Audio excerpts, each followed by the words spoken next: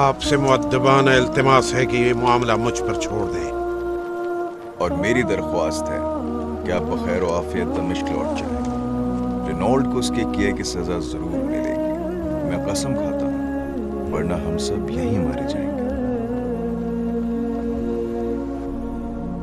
تو یہ بات ختم سمجھوں؟ ہاں، یوں ہی مگر نہیں ہوگی ختم۔ آپ کو خصوصی معالج بھیج رہا ہوں، قبول کیجیے۔ السلام علیکم۔ وعلیکم السلام۔